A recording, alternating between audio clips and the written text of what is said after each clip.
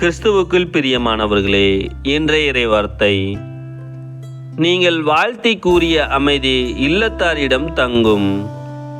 புனித லூக்கா எழுதிய நற்செய்தி 10ஆம் அதிகாரம் 1 முதல் 9 முடிய உள்ள வசனங்கள்.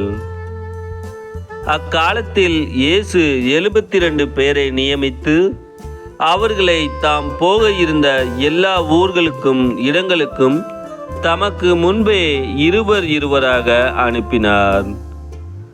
அப்போது அவர் அவர்களை நோக்கி கூறியது: அறுவடை மிகுதி, வேலையாட்களோ குறைவு.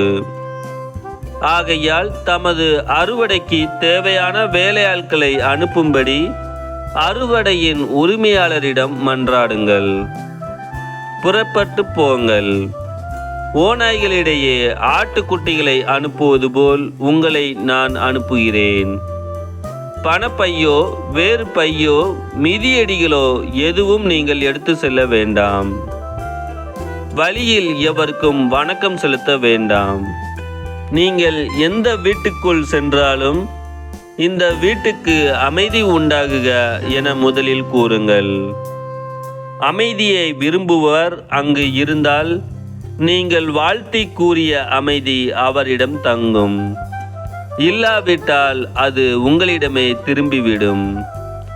அவர்களிடம் உள்ளதை நீங்கள் உண்டு குடித்து அந்த வீட்டிலேயே தங்கியிருங்கள். ஏனெனில் வேலையாளர் தம் கூலிக்கு உரிமை உடையவரே. வீடு வீடாய் செல்ல வேண்டாம்.